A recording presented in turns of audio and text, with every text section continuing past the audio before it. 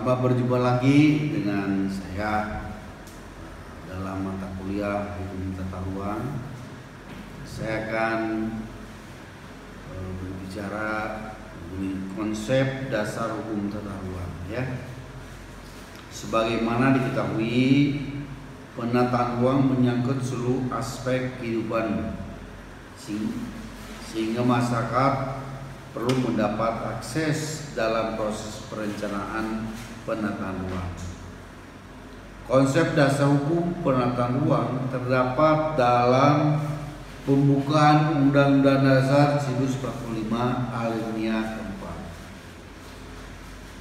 yang menyatakan melindungi segenap bangsa Indonesia dan seluruh tumpah darah Indonesia dan untuk memajukan kesejahteraan umum,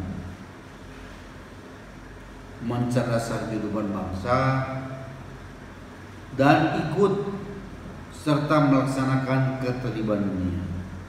Selanjutnya, dalam pasal 33 ayat 3 Undang Dasar 45 menyatakan bahwa bumi dan kekayaan alam yang terkandung di dalamnya dikuasai oleh negara dan untuk dipergunakan sebesar-besarnya untuk kemakmuran rakyat. Ketentuan tersebut memberikan hak penguasaan kepada negara atas seluruh daya alam Indonesia dan memberikan kewajiban kepada negara untuk menggunakan sebesar-besarnya bagi kemakmuran rakyat. Dalam kalimat tersebut mengandung makna negara mempunyai kewenangan untuk melakukan pengelolaan, mengambil dan memanfaatkan sumber daya alam guna terlaksananya kesejahteraan dan yang dikehendaki. Untuk mewujudkan tujuan negara tersebut, khususnya untuk meningkatkan kesejahteraan umum dan mencerdaskan kehidupan bangsa, berarti negara harus dapat melaksanakan pembangunan serta menunjang dalam tercapainya tujuan tersebut dengan sesuatu perencanaan yang cermat dan terarah.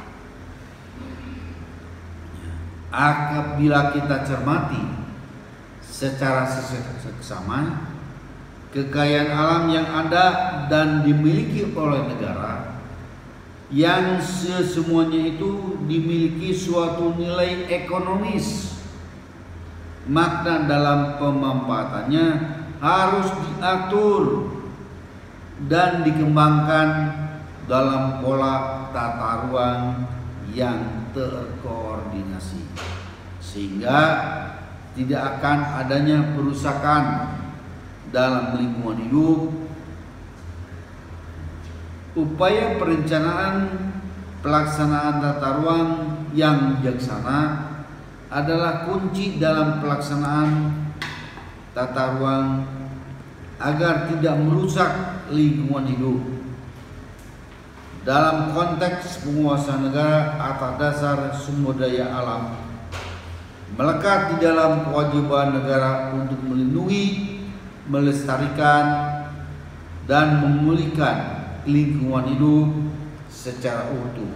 Artinya, aktivitas pembangunan yang dihasilkan dari perencanaan tata ruang pada umumnya bernuansa pemanfaatan sumber daya, maksud saya sumber daya alam, tanpa merusak lingkungan,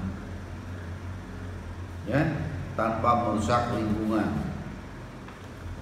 Selanjutnya, dalam mengomentari konsep Roskupon, Mukhtar Kussumoatmadja mengungkapkan bahwa hukum harus telah menjadi sarana pembangunan. Di sini berarti hukum harus mendorong proses modernisasi. Artinya bahwa hukum yang dibuat haruslah sesuai dengan dicita-citakan keadilan sosial bagi seluruh rakyat Indonesia. Sejalan dengan fungsi tersebut, maka pembentuk undang-undang mengenai penataan ruang untuk lebih mengoptimalisasikan konsep penataan ruang, maka peraturan perundang-undangan telah banyak diterbitkan oleh pihak pemerintah, di mana salah satu peraturan perundang-undangan yang mengatur penataan ruang adalah Undang-Undang Nomor 26 Tahun 2007 tentang penataan ruang, yang merupakan undang-undang pokok yang mengatur tentang pelaksanaan penataan ruang.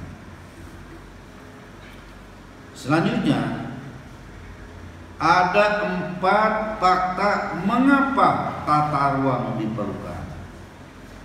1. Ruang pada dasarnya tidak bertambah, sifatnya tetap, sedangkan kebutuhan terus bertambah. 2. Konsekuensi dari bertambahnya kebutuhan akan ruang adalah timbulnya konflik, sengketa, friksi, benturan antara satu pihak dengan pihak lain. 3. Masyarakat butuh kepastian sampai kapan dia bisa menempati ruang. 4. Kerap kali terjadi kesenjangan antara orang yang memiliki akses ruang dengan masyarakat yang terbatas pada ruang. Sedangkan tujuan dari hadirnya hukum tata ruang, tujuannya adalah untuk menjamin kepastian hukum sebagai pedoman penerbitan izin kepemilikan ruang, sebagai instrumen pengendalian dari pemanfaatan ruang dengan metode perencanaan, pemanfaatan, pengendalian. Diharapkan munculnya hasil berupa positif keteraturan. Nah, objek studinya: 1. Bagaimana kita membuat perencanaan yang intinya berbicara mengenai perencanaan ruang, perencanaan peruntukan. 2. Pengaturan pemanfaatan ruang yang sesuai dengan kebutuhan masyarakat. Pengendalian pemanfaatan ruang dengan menggunakan perencanaan, pengaturan pemanfaatan ruang dan instrumen pengendalian berupa pemberian saksi, insentif dan disinsentif dan lain-lain. Objek studi perencanaan ruang, objek studi penataan ruang terdiri dari 5 aspek. Ya. Pertama, bagaimana hukum yang mengatur penataan ruang. 2. Sejauh mana penataan ruang mempengaruhi kegiatan masyarakat yang berada di sekitar pembangunan tersebut. 3. Ruang harus memiliki nilai sosial, berguna untuk kepentingan sosial. 4. Ruang merupakan seperangkat hak. 5. Aspek wewenang pemerintah. Ya. Mengenai metode pembelajaran hukum tata ruang, pertama, yuridis normatif, menggunakan hukum positif dalam mempelajari hukum tata ruang, yang artinya undang-undang dijadikan dasar untuk mengkaji, menghayati, dan memahami hukum tata ruang. Ketiga, yuridis sosiologis, yaitu mengenai bagaimana hukum tata ruang diterapkan dalam kehidupan masyarakat, mengimplementasikan dalam masyarakat. Terus yuridis teknis, untuk mengkaji alasan teknis kenapa aturan dibuat dan kenapa aturan tersebut harus dibuat. Itu ya. Itu metode pelajaran hukum tata ruang. Jadi ada 3, yuridis normatif, yuridis teologis, yuridis teknis seperti Bapak kemukakan tadi. Sekarang sejarah pengaturan tata ruang Indonesia. Pengaturan yang berkaitan dengan penataan ruang atau pengaturan ruang kota modern di Indonesia telah diperhatikan ketika kota Jayakarta kemudian menjadi Batavia, dikuasai oleh Belanda pada abad ke-7, tetapi pengaturan tersebut baru dikembangkan secara intensif pada awal abad ke-20. Peraturan pertama yang dicatat di sini adalah The Statuten van 1642 yang dikeluarkan VOC khususnya untuk kota Batavia. Peraturan ini tidak hanya membangun pengaturan jalan, jembatan, dan bangunan lainnya, tetapi juga merumuskan wewenang dan tanggung jawab pemerintah kota. Pembangunan peraturan kota mulai diperhatikan lagi setelah pemerintah Hindia Belanda menerbitkan Undang-Undang Desentralisasi pada tahun 1903 yang mengatur pembentukan kota dan daerah, di mana undang-undang ini memberikan hak kepada kota-kota untuk mempunyai pemerintahan, administrasi dan keuangan kota sendiri. Tugas pemerintahan kota diantaranya adalah pembangunan dan pemeliharaan jalan, saluran air, pemeriksaan bangunan dan perumahan, perbaikan perumahan dan perluasan kota. Berdasarkan undang-undang ini dibentuklah pemerintahan otonom yang disebut Gemeente, baik di Jawa maupun di luar Jawa. Tak lama kemudian pada tahun 1905 diterbitkan Lokal Raden Ordonansi Stablab 1905/1991 tahun 1905 yang antara lain berisi pemberian wewenang pada pemerintahan kota untuk menentukan persyaratan pembangunan kota. Karena mengalami beberapa persoalan mengenai pembangunan kota, pada akhirnya pemerintahan Hindia Belanda menyadari perlunya perencanaan kota yang menyeluruh. Hal inilah yang memicu dimulainya pengembangan perencanaan kota di Indonesia. Meskipun pada saat itu belum ada peraturan pemerintah yang seragam, jadi masih bermacam-macam. Peraturan kota tidak dapat dipisahkan dalam usaha-usaha Thomas Carlton yang dalam kegiatannya tahun 1902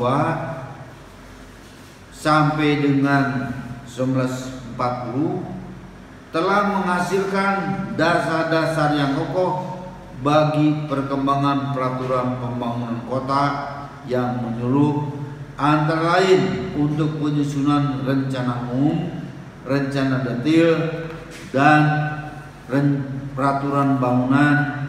Laporan Thomas Carlton mengenai pembangunan kota Hindia Belanda yang diajukan pada Kongres Desentralisasi tahun 1920 tidak hanya berisikan konsep dasar pembangunan kota dan peran pemerintah kota, tetapi juga merupakan petunjuk teknis yang dapat digunakan sebagai pedoman untuk penyusunan berbagai jenis rencana. Peraturan yang penting bagi perencanaan kota yang disahkan pada tahun 1926 adalah Bilbel, di mana peraturan ini menjadi dasar kegiatan perencanaan kota yang sebelum perang kemerdekaan. Kemudian dilanjutkan pada tahun 1933, Kongres Desentralisasi di Indonesia meminta pemerintahan Hindia Belanda untuk memusatkan persiapan perencanaan kota di tingkat pusat. Menyusul permintaan ini, dibentuklah suatu panitia perencanaan kota pada tahun 1934 untuk menyiapkan peraturan perencanaan kota sebagai pengganti Beachblade. Ya. Pada tahun 1939, pemerintah Hindia Belanda menyusun rancangan undang-undang rencana wilayah perkotaan di Jawa yang berisikan persyaratan pembangunan kota untuk mengatur kawasan-kawasan perumahan, transportasi, tempat kerja, dan rekreasi.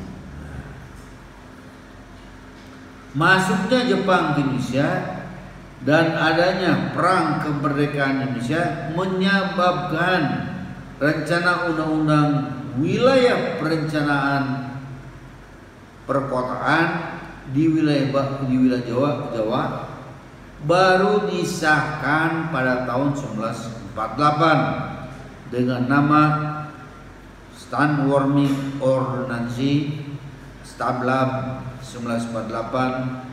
1948-168 ya, atau Ordinasi Pembentukan Kota, yang kemudian diikuti dengan peraturan pelaksanaannya yaitu Start Warning Stablab 1949-40 atau Peraturan Pembentukan Kota. SPO dan SPP diterapkan untuk mempercepat pembangunan kembali wilayah-wilayah yang hancur akibat peperangan. Pada mulanya hanya diperuntukkan bagi 15 kota, yakni Batavia, Tegal, Pekalongan, Semarang, Salatiga, Surabaya, Malang, Padang, Palembang, Banjarmasin, Cilacap, Tangerang, Bekasi, Kebayoran, dan Pasar Minggu.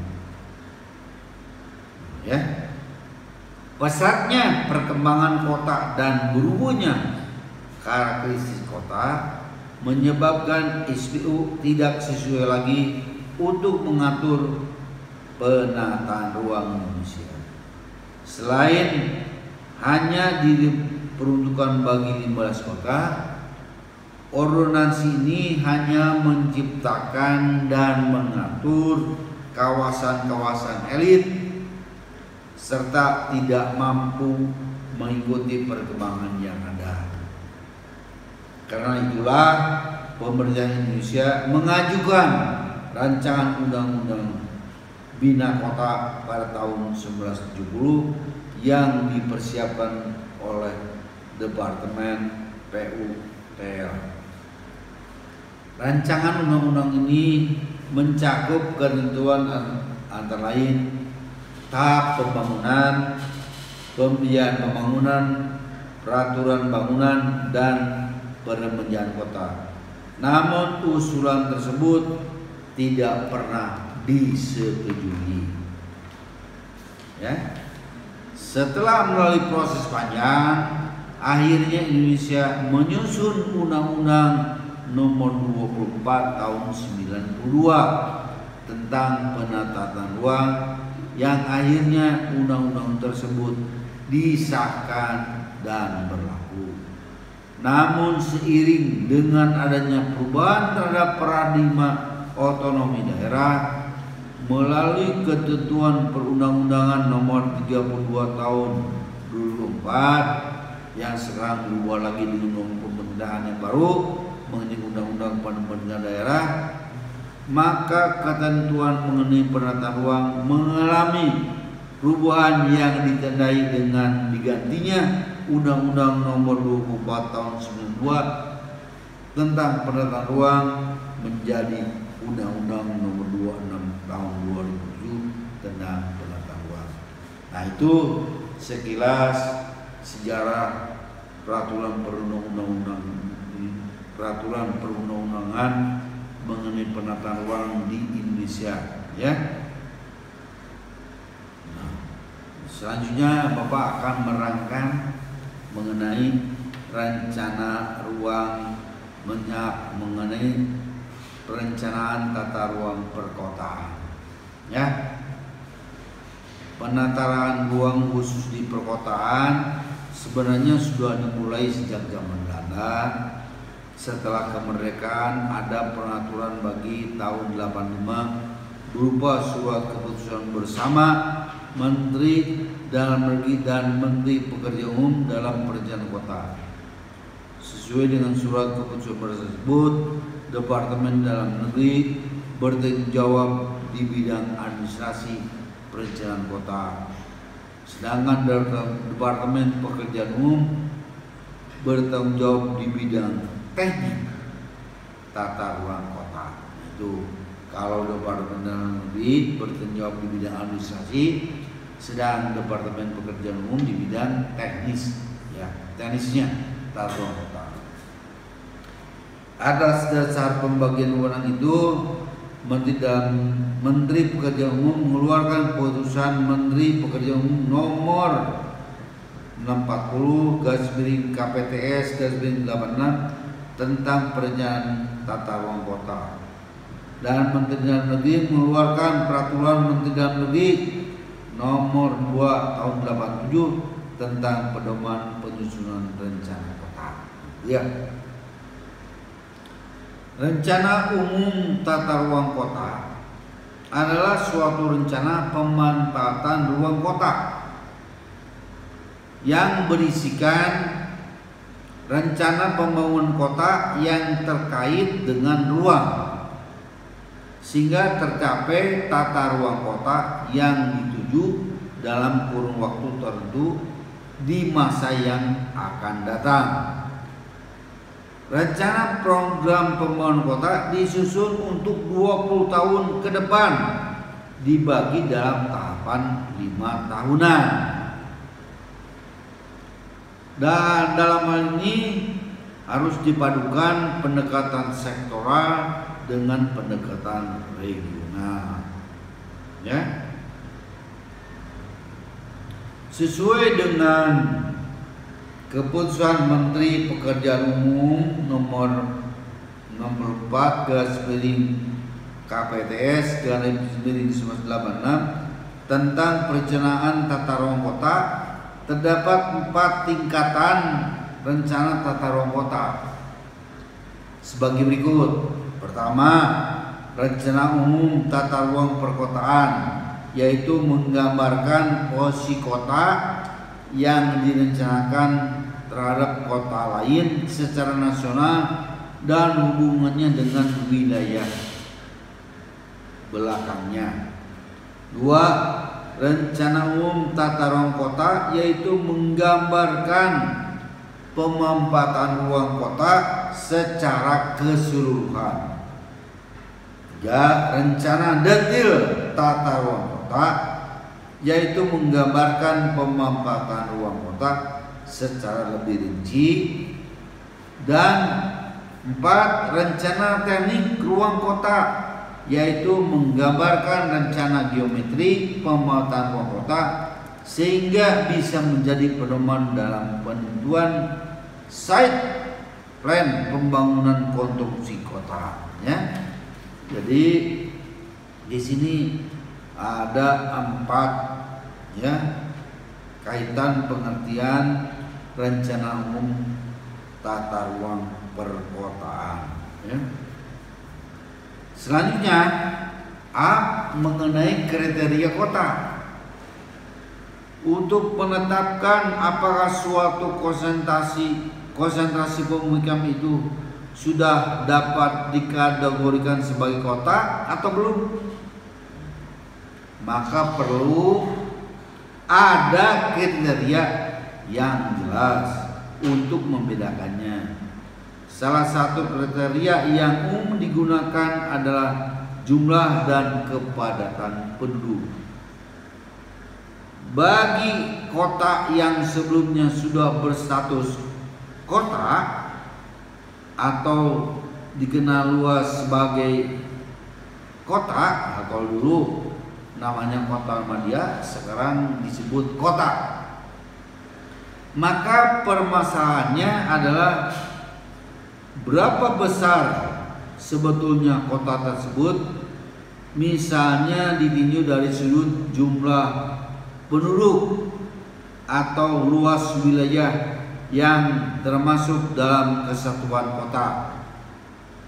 Menggunakan jumlah penduduk berdasarkan wilayah administrasi pemerintahan sering kali hasilnya tidak tepat untuk menggambarkan besarnya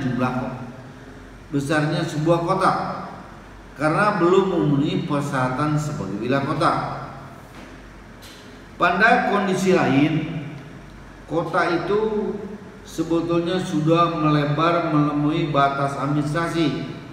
Artinya kota itu telah menyatu dengan wilayah tetangga yang bukan berada pada wilayah administrasi tersebut. Dalam pengadaan, menganalisa fungsi dan menetapkan orde perkotaan, maka luas penduduk didasarkan atas wilayah kota yang benar-benar telah memiliki ciri-ciri perkotaan. Permasalahan bagi konsentrasi pemukiman atau bagi kota kecil, misalnya ibu kota kecamatan, adalah apakah konsentrasi itu dapat dikategorikan sebagai kota atau masih sebagai desa. Jadi perlu menetapkan kriteria apakah suatu lokasi konsentrasi itu sudah memenuhi syarat dinyatakan sebagai kota atau belum. Badan Pusat Statistik dalam pelaksanaan survei status desa kelurahan yang dilakukan tahun 2000 menggunakan beberapa kriteria untuk menetapkan apakah suatu desa kelurahan dikategorikan sebagai berikut. Pertama, kepadatan penduduk per kilometer persegi. Kedua, persentase jumlah rumah tangga pada mata pencarian utamanya adalah pertanian, non pertanian. 3, persentase rumah tangga yang memiliki telepon. Keempat, persentase rumah tangga yang menjadi pelanggan listrik. Kelima, fasilitas umum yang ada di desa kelurahan seperti fasilitas pendidikan, pasar, tempat hiburan, komplek pertokoan, dan fasilitas lain seperti hotel, biliar, diskotik, karaoke, dan lain. Masing-masing fasilitas diberi skor. Atas dasar skor yang dimiliki desa atau kelurahan, maka dapat ditetapkan desa atau kelurahan tersebut masuk dalam satu kategori berikut, yaitu perkotaan besar atau perkotaan sedang, perkotaan kecil, dan pedesaan. Ya, itu diantaranya. Adapun fasilitas perkotaan antara lain sebagai berikut: sebagai pusat pertama, pusat perdagangan, pusat pelayanan jasa. Ketiga, tersedianya prasarana perkotaan. D. 4, maksud Bapak, penyediaan fasilitas sosial. 5, pusat pemerintahan. 6, pusat komunikasi dan pangkalan transportasi.